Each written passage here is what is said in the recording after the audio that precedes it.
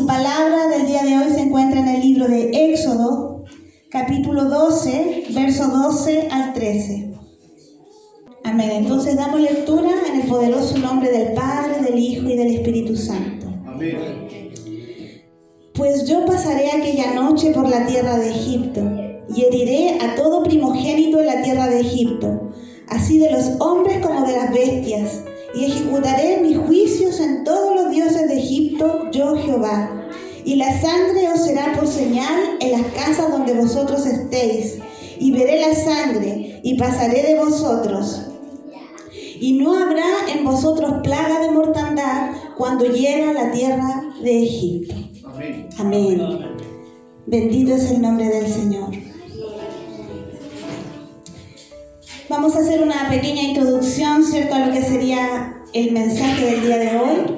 Y vamos a comenzar, ¿cierto?, hablando sobre cómo llegó el pueblo de Israel a la tierra de Egipto. Amén. Sabemos que el primero en llegar a esas tierras, ¿verdad?, fue José. Amén. Sabemos que José fue un varón importante en aquella tierra. Amén. Sabemos que Dios lo puso como gobernador de Egipto. Amén. Pero dice la Escritura que luego de la muerte de José, ¿cierto?, allí quedó su familia, quedó su parentela, y ellos se comenzaron a multiplicar de una manera poderosa. Amén. Ellos fueron creciendo en número, fueron aumentados, fortalecidos en extremo, dice la tierra, a tal punto que llenaban la tierra. Imagínense usted esto. Llegó un solo hombre y de allí el Señor, ¿cierto?, estableció el pueblo de Israel. Amén. Luego de transcurrir algunos años, dice la Escritura que se levantó un nuevo faraón, un nuevo rey en la tierra de Egipto. Amén. Que no conocía a José. Amén. Y dijo que reconoció él que el pueblo de Israel era más fuerte que ellos. Y tenía temor, ¿verdad?, de que a lo mejor viniese algún oponente y que el pueblo de Israel se aliara con ese oponente y terminara destruyéndolo. Amén. Entonces, por esta razón, el faraón endureció su mano sobre el pueblo de Egipto. Amén. Quiso tenerlos allí controlados. Puso ciertos comisioneros de tributo y los hicieron edificar al faraón ciudades de almacenaje. Amén. Tareas difíciles, tareas grandes. Recordemos que en aquellos tiempos no es como hoy día, que para todo hay una maquinaria, para todo hay una tecnología, ¿cierto? Medio de transporte. En aquellos tiempos era difícil la construcción y el trabajo tenía que ser a mano. Amén. Así que el trabajo del pueblo de Israel era en sobremanera pesado. Dice que le hicieron servir con dureza y amargura a los hijos de Israel, con dura servidumbre, haciéndoles trabajar el barro y el ladrillo, y además de esto también en toda labor del campo. Amén. Y a causa de esto dice la palabra del Señor que el pueblo gemía. Amén. A causa de esta condición, de este abuso, de ese exceso de poder que estaba manifestando el pueblo de Israel, el pueblo estaba gimiendo en su corazón porque estaba sufriendo. El pueblo estaba contristado, el pueblo estaba cansado, estaba fatigado. Amén. Entonces dice la Escritura que llegó a tal punto que el pueblo de Israel, ¿cierto?, se unió y clamaron a Dios. Amén. Clamaron a Dios. Amén. Y esto nos habla de algo maravilloso, hermano, que sucede muchas veces en la prueba, muchas veces en la lucha, porque cuando nosotros estamos afligidos, clamamos a Dios. Pero muchas veces cuando estamos, ¿cierto?, prosperados, bendecidos, nuestros labios se cierran, no hay alabanza, no hay canto, nos alejamos porque nos encontramos bien. Pero sin embargo Dios muchas veces usa las tribulaciones, las pruebas, la aflicción, ¿cierto?, la mano pesada muchas veces de las adversidades, para que nosotros levantemos un clamor delante de Él. Amén. Tal vez usted viene con un clamor en su corazón en esta tarde, hermano. El Señor está presto para oír esa oración, para oír esa petición. Amén. Así que como dice Salmos 34:15, dice: los ojos de Jehová están sobre los justos y atentos sus oídos al clamor de ellos. Amén. El oído del Señor está atento, está presto para oír su oración en este día, su petición en este día. Amén. Bendito es el nombre del Señor. Dice la Escritura: y oyó el gemido de ellos.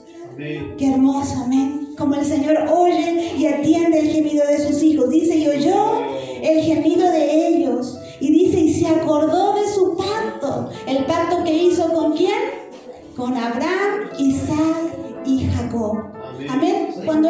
se acordó, no es que Dios se haya olvidado de su pacto, amén. Él no olvida las promesas que le hace a sus hijos, pero sí es una manera de decir que Dios había decidido actuar en ese momento en favor de los suyos. Amén. Amén. Entonces eso también habla de la diferencia que hace cuando nosotros oramos.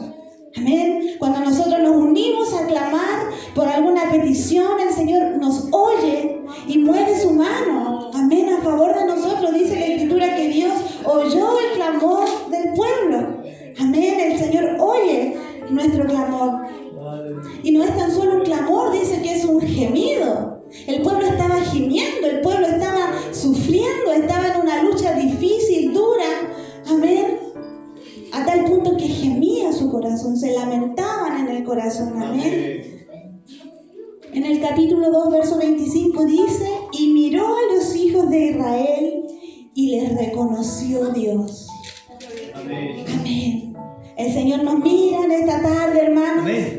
Y nos reconoce como pueblo suyo. Sí, Señor. Él nos reconoce como pueblo suyo. Él conoce su vida, Él conoce mi vida. Él conoce cómo usted ha entrado a este lugar y Él le reconoce en esta hora como su hijo. Amén. Usted no es cualquiera, hermano. Nosotros somos hijos del Rey de Reyes, del Señor de Señor, del soberano, del Dios omnipotente. Amén. Dice: miró a los hijos de Israel y les reconoció. No es simplemente, hermano, saber quiénes eran, sino que les conocía íntimamente. Amén. Les reconocía personalmente. Les conocía porque tenían una relación con Dios, porque eran el pueblo de Dios. Amén. Sabemos que el Señor tiene conocimiento de quiénes somos porque Él nos hizo. Pero aún más allá de eso, Él nos conoce, hermano, a tal punto que conoce lo más íntimo de nuestro ser. Lo que tal vez nosotros no descubrimos ante los hombres, Él lo conoce. Amén. Y el Señor se movía en el pueblo de Israel no como un capricho, sino como Él tenía un propósito eterno en todas las cosas que estaban pasando, en ese dolor que estaba pasando el pueblo, en esa aflicción que estaba pasando el pueblo. Tal vez Israel no estaba entendiendo lo que estaba pasando, miraba hacia allá, miraba hacia acá, miraba al cielo y decía: Señor, ¿dónde estás tú? Pero el Señor allí tenía un propósito eterno. El Señor allí tenía un propósito para su pueblo. Y muchas veces nosotros tenemos que pasar por el valle de sombra y de la muerte, como pasó David, también para poder, ¿cierto?, recibir en nuestra vida la voluntad de Dios perfecta. Sí, Señor. Que el Señor nos ayude a glorificarle aún en la aflicción, aún cuando la mano se siente pesada sobre nuestra vida, tal vez el afán, tal vez el trabajo, tal vez las dificultades. Todo tiene un propósito, hermano. Amén. Todo tiene un propósito de parte del Señor. Y es en ese contexto entonces de aflicción del pueblo de Israel en donde el Señor comisiona a un varón, donde el Señor llama a Moisés, amén, para usarlo como instrumento libertador para el pueblo. Amén. Amén. Pero dice la Escritura en Éxodo 7:13 que el corazón del faraón se había endurecido y no permitió que el pueblo saliese al desierto a ofrecer sacrificios a Dios, como Moisés, cierto, se lo había pedido. Sí, Señor. Aún en esta dureza estaba Dios. Amén. Aún en esta dureza del corazón del faraón, amén, estaba el Señor. Amén. ¿Por qué? Porque Él quería sacar al pueblo de Israel de la esclavitud con brazo fuerte, amén, con gloria. Amén. Amén. Entonces, aunque muchas veces, cierto, se nos endurezca el corazón de algunas personas que nos aflijan, sabemos también que allí, cierto, el Señor se va a glorificar. Se va a glorificar con brazo fuerte, cierto, como lo hizo con el pueblo de Israel. Bendito es el nombre del Señor. Y en este mismo capítulo 7, ¿verdad?, podemos observar cómo Dios envía graves plagas al pueblo de Egipto. Amén. Con la finalidad siempre, ¿cierto?, de poder libertar al pueblo de Israel. Amén. Es verdad. Cuando ya estaba por venir la 10ª plaga, hermanos, porque pasó 1, pasó 2, 3, 4, 5, 6, 7, 8, 9, y todavía el faraón no, ¿cierto?, accedía a que el pueblo de Israel fuese al desierto, porque eso fue, cierto, lo que se le planteó al faraón, que se les permitiese salir al desierto para ofrecer sacrificio a Dios. Amén. Pero el faraón le dijo: bueno, ustedes que están ociosos, trabajen. Ustedes están inventando todas estas cosas porque están desocupados. ¿Y qué pasó? Todo lo contrario que el pueblo esperaba. Dice la Escritura que aún más se enardeció el faraón contra el pueblo y los hizo trabajar el doble y les decía que tenían que hacer ladrillos y que el material que se les daba ya no se les iba a dar, sino que ellos tenían que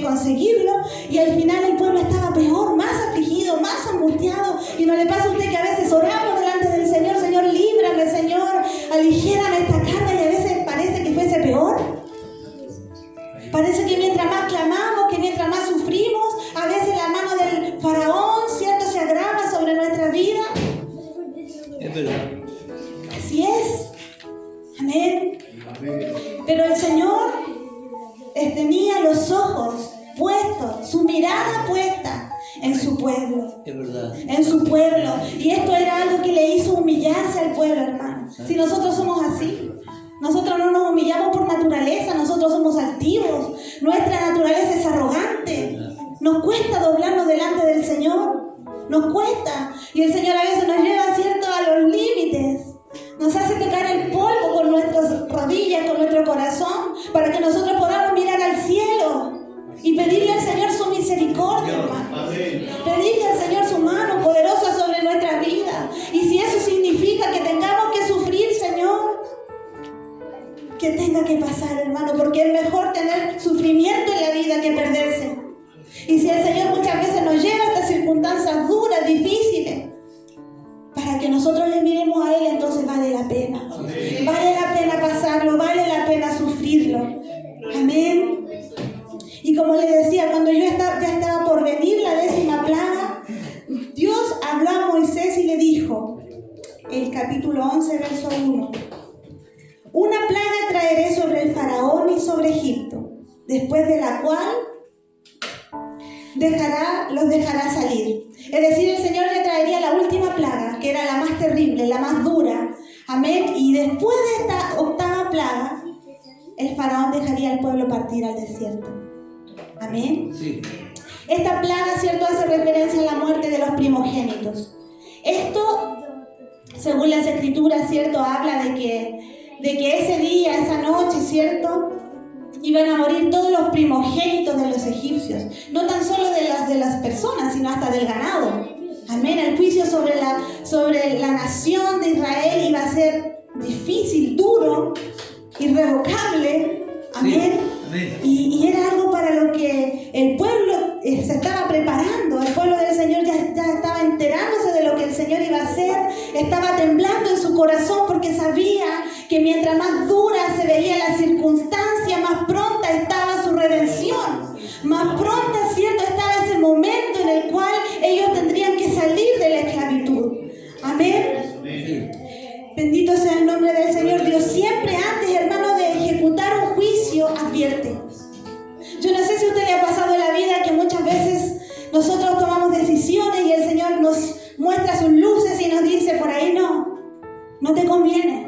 Pero como a la vista es agradable, es atractivo, muchas veces para aquellas cosas que hemos anhelado nosotros, ¿cierto?, parecen, ¿cierto?, bendiciones.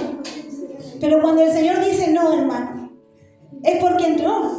Y porque si usted va en contra de su voluntad, hay una consecuencia. Pero Dios siempre advierte a su pueblo, hermano. Dios siempre antes advierte a cada uno de aquellos, ¿cierto?, que toman una decisión. Y en esta tarde, el Señor nos dice que siempre nos habla. Hoy, ahora, el Señor le está advirtiendo a usted. Amén. Para que todas sus decisiones sean en Él. Para que todo su andar sea en Él. Amén. Siempre, antes Dios de ejecutar un juicio, primero advierte. Y como ejemplo tenemos varias historias de la Biblia, ¿verdad? Tenemos la historia de Noé. ¿Cuánto tiempo Noé predicó al pueblo, ¿cierto?, que se arrepintiesen? Pero no lo hicieron. Vino el juicio, pero Dios ya había advertido. Amén. ¿Cuánto tiempo, ¿cierto?, también Dios, ¿cierto?, trató con el pueblo de Sodoma y de Gomorra? Dios advirtió a Lot de lo que vendría y luego vino el juicio.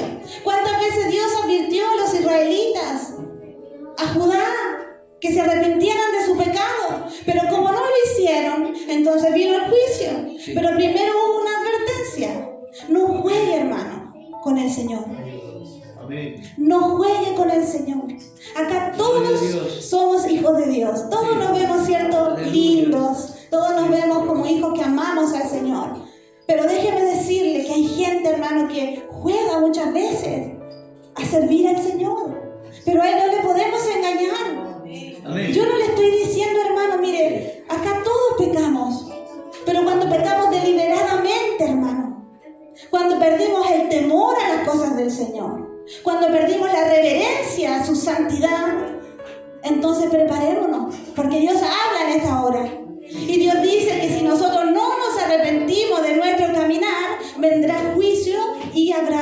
consecuencias. Amén. Todos estamos advertidos en esta hora a través de su palabra. Me incluyo en estas cosas, hermanos. Todos estamos advertidos. El Señor habla y ejecuta. Amén. Dios mismo, dice la Escritura, que pasó por Egipto para juzgar. Dios mismo pasó por esa nación para hacer, cierto, justicia. Dios mismo juzgó. Sí. Y cuando Dios juzga, no podemos decir, Señor, se me acusa de algo, ¿verdad? Que no corresponde. Yo soy inocente de tal cosa. ¿Quién podría decirle al Señor esto? Cuando el Señor conoce todas las cosas, hermanos. Si Él nos juzga, si Él, cierto, nos confronta nuestra vida con alguna verdad que usted conoce o que yo conozco, no podemos desmentir, ni podemos, cierto, desligarnos, ni podemos, cierto, hacer como que no sabemos de qué Dios nos está hablando. Amén. Usted sabe, yo sé, pero el Señor siempre es el que juzga. Amén. Él es el que está capacitado para juzgar. Amén. Y en este contexto es donde Dios instituye una fiesta muy importante para el pueblo de Israel. Es aquí donde se instituye la fiesta de la Pascua. Amén. Amén. En el capítulo 12 habla, cierto, sobre todo lo que es esta fiesta. Amén. Y esta fiesta fue ordenada por el Señor. No fue, cierto, un antojo humano, no fue, cierto, un anhelo simplemente de un hombre, sino que fue una fiesta ordenada por el Señor. ¿Para qué? Para conmemorar y recordar a los israelitas perpetuamente la noche en la que el Señor hirió de muerte a los primogénitos de Egipto. Y además los salvaría de la esclavitud, permitiéndoles, cierto, su liberación. El pueblo de Israel estuvo muchos años cautivo, hermano.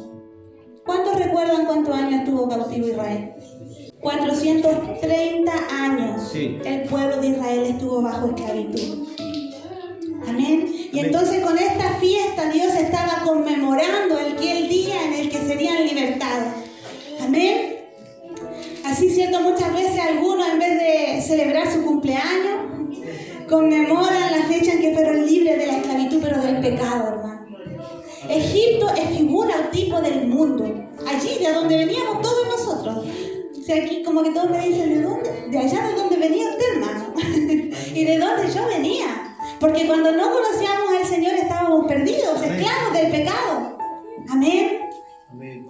Entonces, cierto, ese día se conmemora, ¿verdad? O algunos conmemoran la fecha en la que fueron libres de la esclavitud del pecado. Para realizar esta fiesta debían seguir una lista de instrucciones. Amén. Una lista de instrucciones indicadas por Dios, las cuales consistían en que cada familia, según el número de las personas que vivieran en sus casas, debían tomar un cordero, pero no cualquier cordero, hermano. Era un cordero especial. Dice la Escritura que era un cordero sin defecto, macho de 1 año, el cual debían inmolar toda la congregación del pueblo de Israel.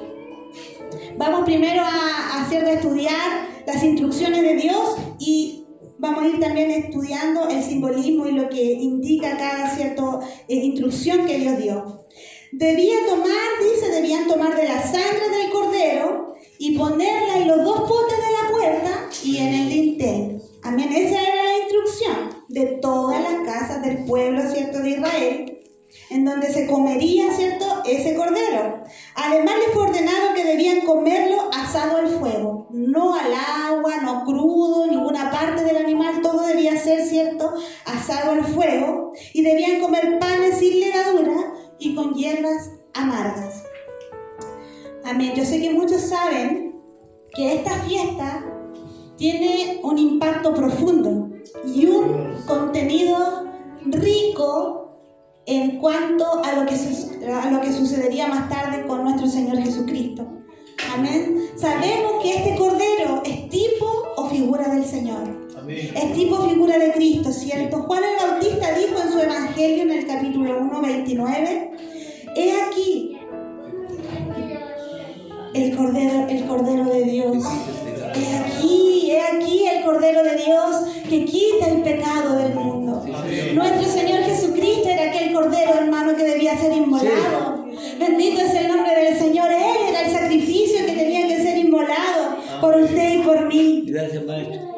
Romanos 5:9. Gracias, Señor. Perdón, acá dice: la sangre del cordero en los dos postes y en los dinteles de las puertas representaban la sangre de Cristo.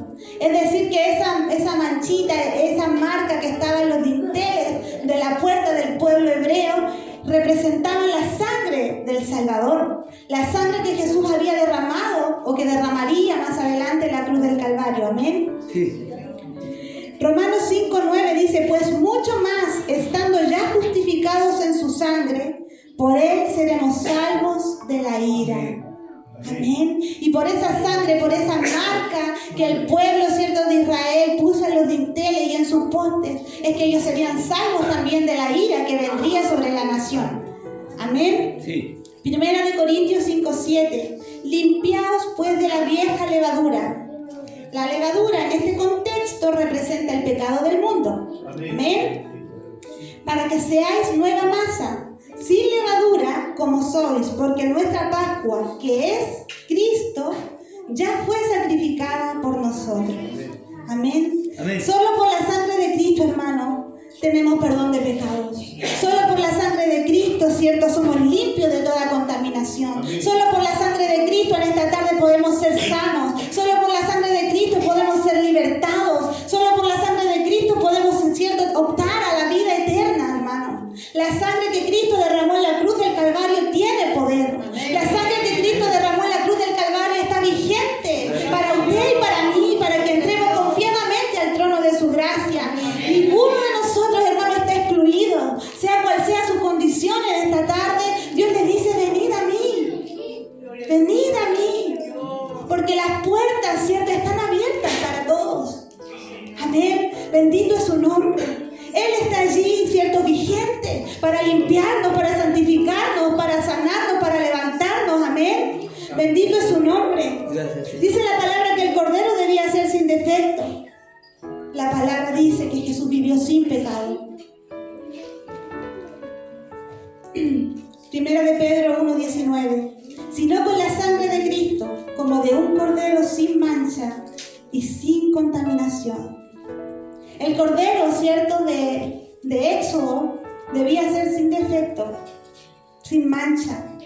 Y el cordero, cierto, que era Cristo en el Antiguo Testamento, en el Nuevo Testamento, era sin mancha, sin defecto, sin pecado, sin maldad. No había en él tinieblas, no había en él maldad, no había en él, cierto, nada que pudiesen inculparle, porque él era santo, porque él era perfecto, porque él era justo, hermano. Bendito es su nombre. Hebreos 14:15. Porque no tenemos un sumo sacerdote que no pueda compadecerse de nuestras debilidades, sino uno que fue tentado en todo según nuestra semejanza, pero sin pecado. Sin pecado, limpio, intachable era, cierto, la vida de nuestro Señor Jesucristo.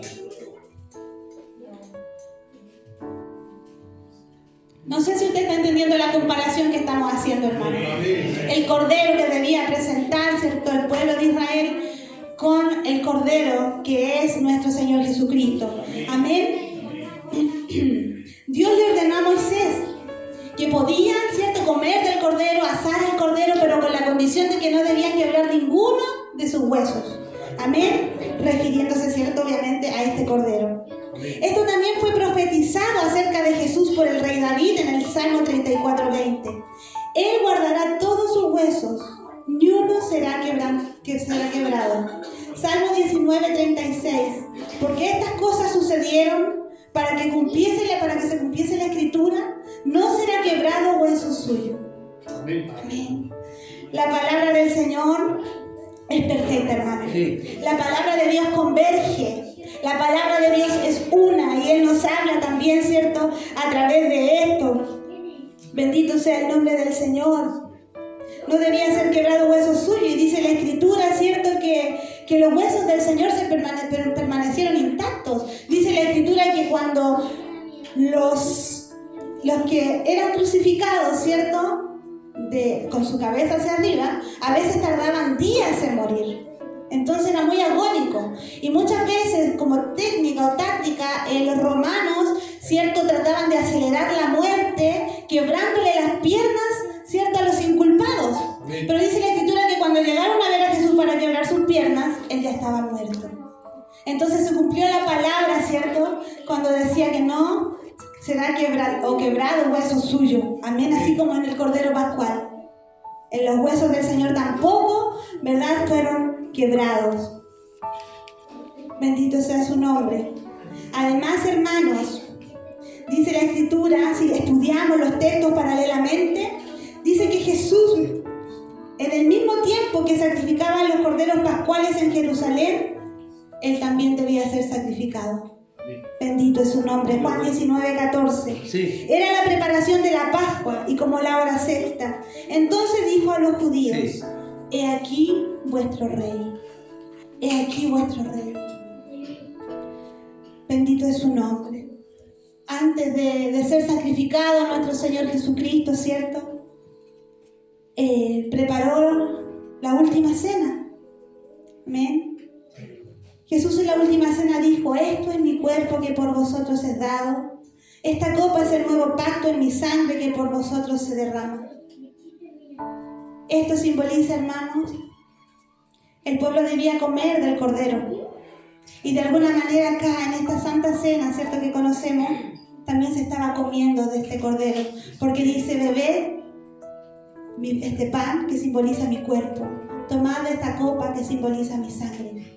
Entonces, de alguna manera, el pueblo de Israel, cuando comió, ¿cierto?, de este cordero, en el Nuevo Testamento, en el Nuevo Pacto, ¿cierto?, acá en la última cena, ellos también estaban compartiendo de la carne y de la sangre de nuestro Señor Jesucristo simbólicamente.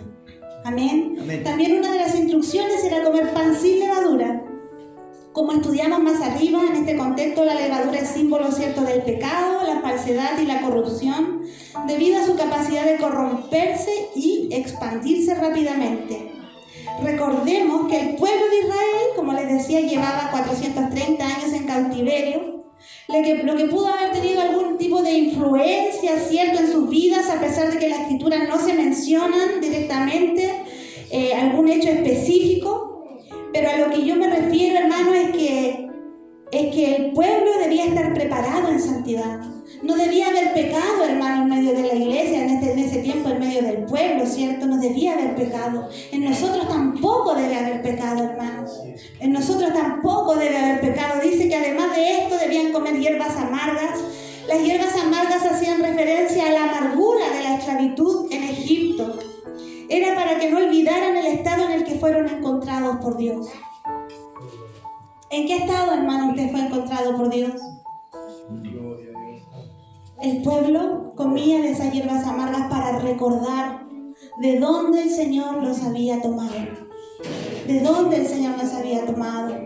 Amén. Bendito es su nombre.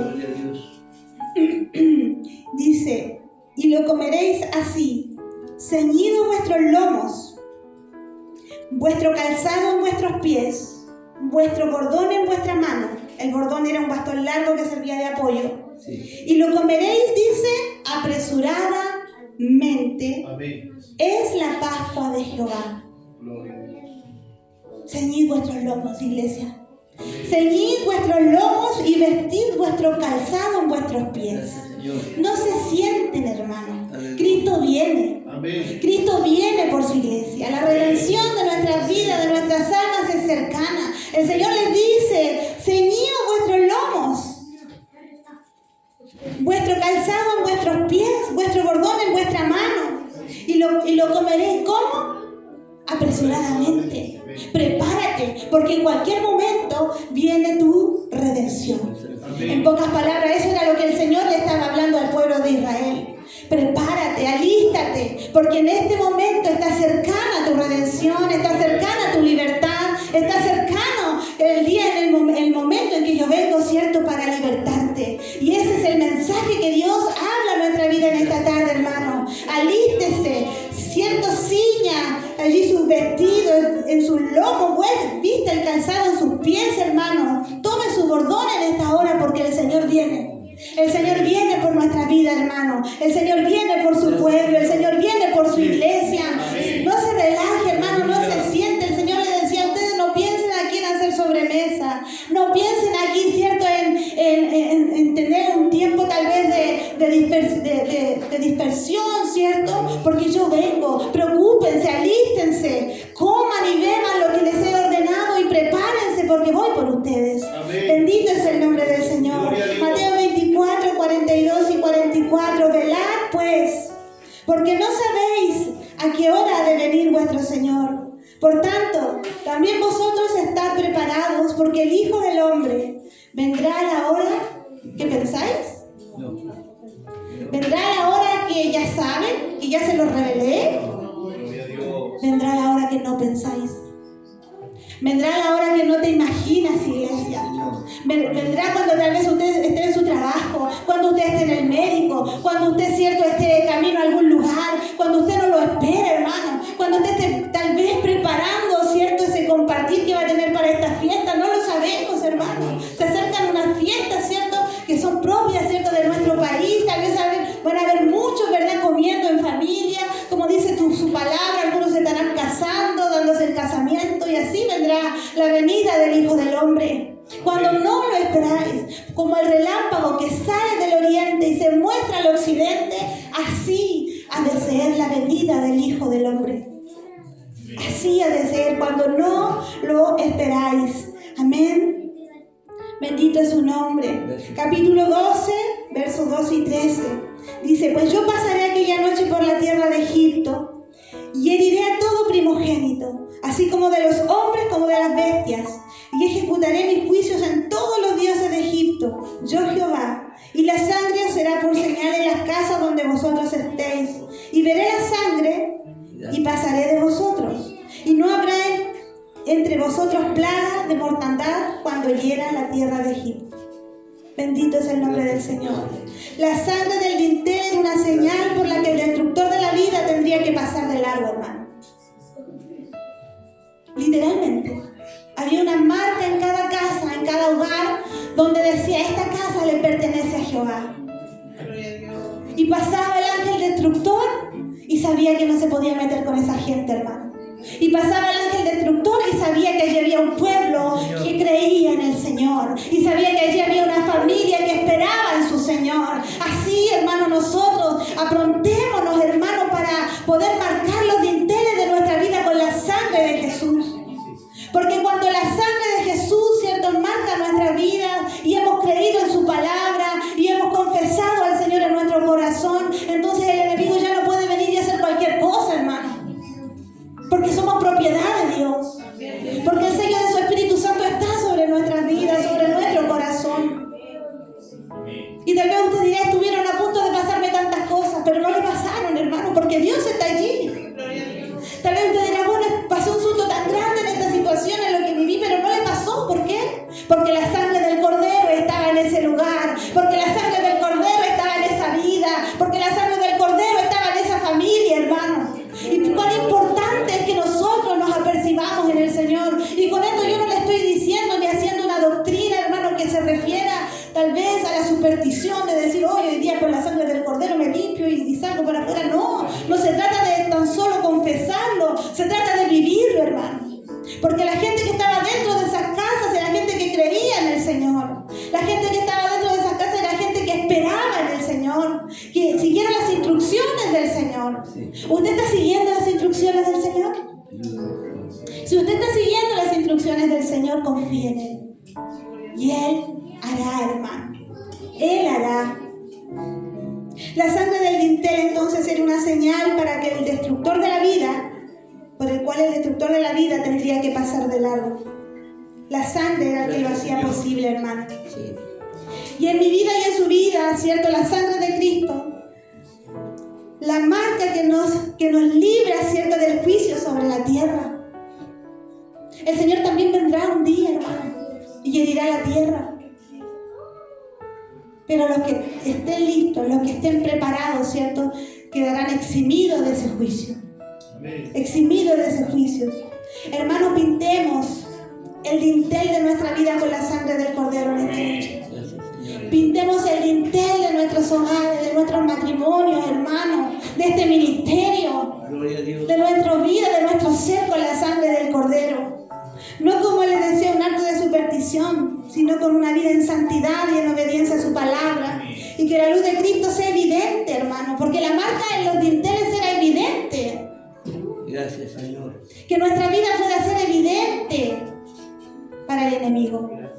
Que él sepa que nosotros no somos cualquiera. No había forma que el ángel cierto destructor pudiese confundirse. Que nuestra vida testifique del Señor, hermano.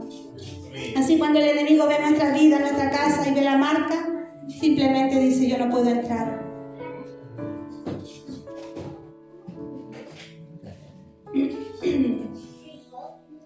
Y así podemos estudiar en el capítulo 12 del verso 29 en adelante cómo Dios, cierto, finalmente ejecutó, ¿verdad?, su juicio contra el pueblo de Egipto. Sí. El juicio de Dios es real, hermano. El juicio de Dios es real y es ineludible. El juicio de Dios vendrá. Amén. Dice la Escritura que Dios mismo pasó por Egipto para juzgar. Y así también un día va a haber un juicio que se llama el juicio final, en donde todos, ¿cierto?, serán juzgados. Entonces que el Señor tenga misericordia. Romanos 6:23 dice que la paga del pecado es muerte. Amén, completamos el texto. Mas la dádiva de Dios es vida eterna en Cristo Jesús. Ese es el regalo del Señor. Eso es lo que nos espera, ¿cierto? Si nos aferramos a su palabra. Pero debemos saber que el pecado tiene un precio. Y ese precio es la muerte. Amén. No es suficiente, hermano, conocer las instrucciones de lo que Dios nos dice. No es suficiente conocer esta palabra hermosa que el Señor nos ha dado para consolarnos. Es maravilloso leer su palabra. Yo digo, ¿cuánto se pierden, hermano, cuando somos tal vez, cuando nos perdemos, cuando somos flojos para leer la palabra del Señor? Está llena, pero de tantas promesas.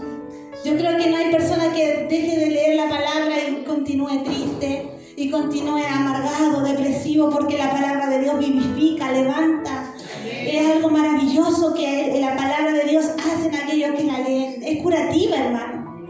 Se lleva nuestra anemia espiritual.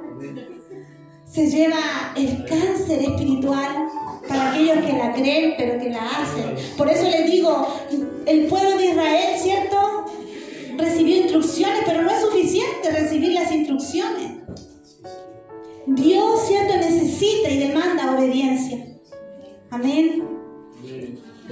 Y debemos saber que esta salvación no es por nosotros, es por fe.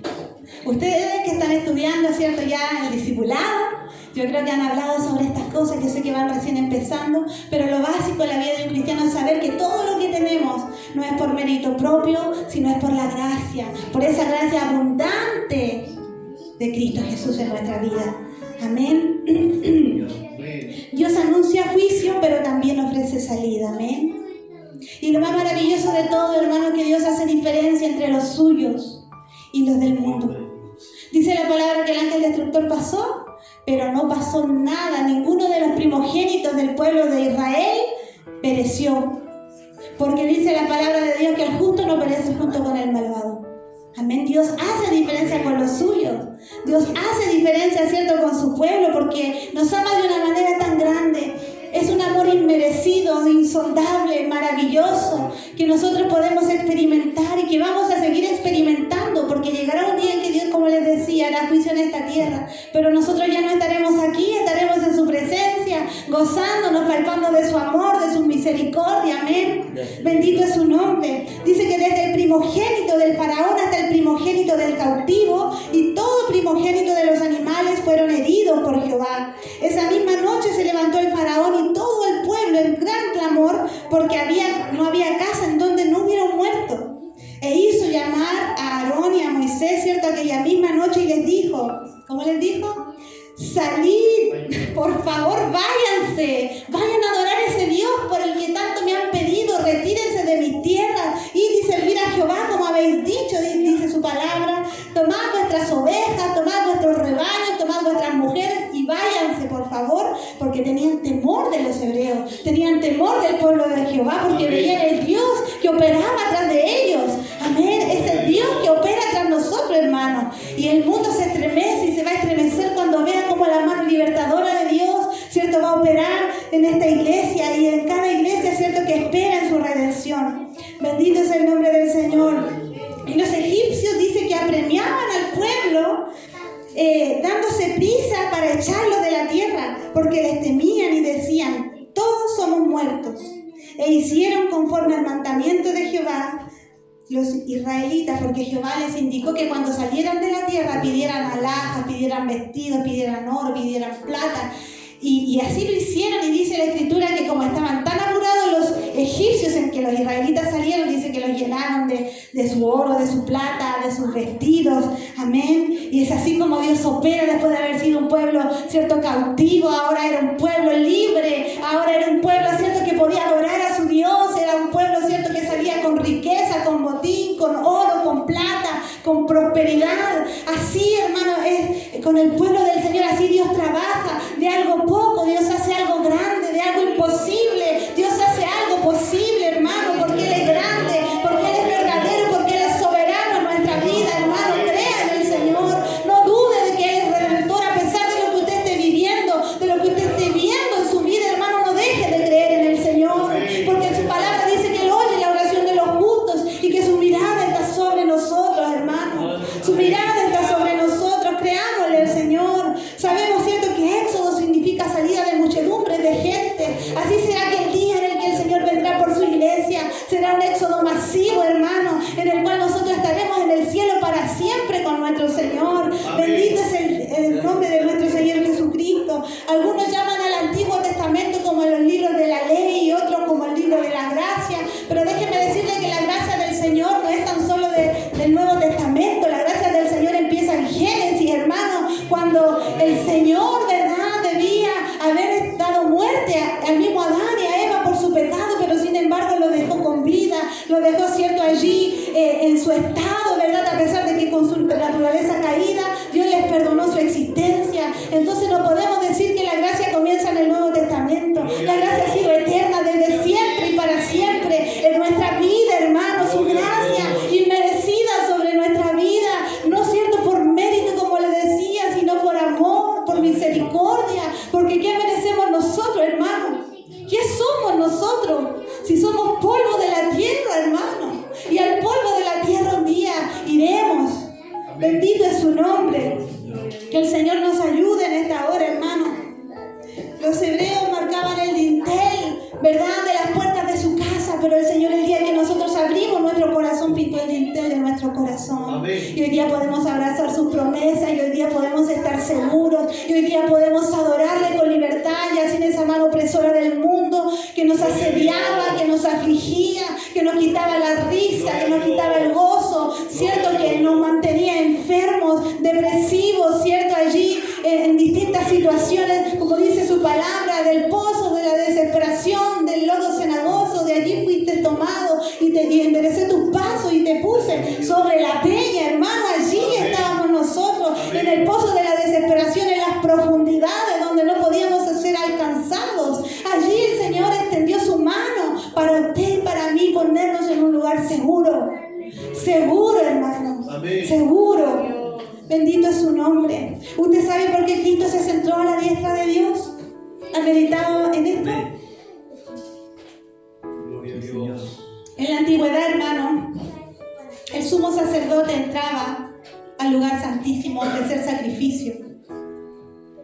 Pero no se sentaba, porque el sacrificio, hermano, era constante, continuo, año tras año. Pero Jesús tomó el lugar, ¿cierto?, en su trono y se sentó, porque el sacrificio que Él hizo en la cruz del Calvario era eterno, para siempre. Ya no había necesidad de hacer un nuevo sacrificio, hermano, porque fue un sacrificio completo.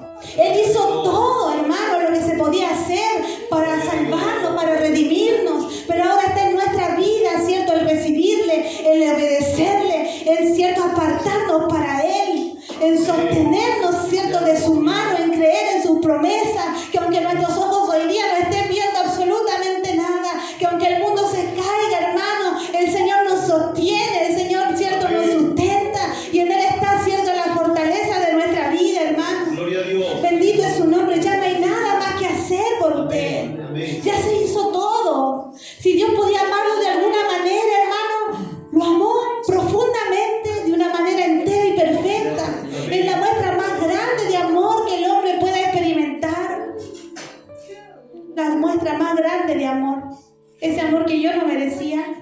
Gloria a Dios. ¿Quién merecía aquí el amor de Cristo? ¿Hay alguien en este lugar que haya merecido esa gracia, esa sangre? No hay ninguno. Fue su misericordia, hermano. Fue su misericordia sobre nuestra vida, Señor. Yo dije, Padre, ¿qué había en mí? ¿Qué había en mí para que tú me miraras, Señor? ¿Qué había en mi vida para que tú pusieras tus ojos sobre mí? En esta multitud, en esta muchedumbre de gente. A ti te plació llamarme y a Él le plació llamarlo a usted y poner un lugar en su mesa para usted, hermano. Darle un nombre, vestirlo, poner anillo, como decía, cierto, también allí la historia del hijo pródigo. Lo mandó a buscar, lo bañó, lo cambió, le puso calzado en sus pies, un anillo sobre su mano. Lo amó cuando no lo merecía. Cuando el hijo había ido a despilfarrar todos sus bienes, cuando vivió con el mundo, cierto, allí desperdiciando toda su riqueza. Pero sin embargo dice que Dios lo vio a la distancia. Allí viene mi hijo. Allí viene mi hijo y dice que no se quedó en su lugar. Dice que él corrió a su encuentro. Él corrió al encuentro de su hijo, hermano, porque era su hijo, porque era su amado, porque el que estaba muerto y vive. Bendito es el nombre del Señor. Y ese día que nosotros, cierto, fuimos vistos por nuestro Señor. Y Él corrió a nuestro encuentro y nos abrazó y nos amó y nos dio un lugar y nos dio un nombre y nos dio, cierto, una posición que no merecíamos. Entonces, ¿cómo no vamos a adorarle a Él, hermano? ¿Cómo no vamos a bendecir su nombre? ¿Cómo no vamos a creer en sus promesas?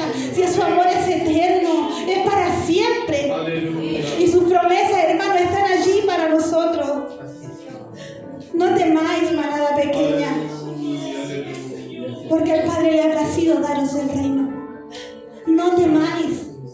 Yo estoy con vosotros y yo estaré con vosotros hasta el fin del mundo.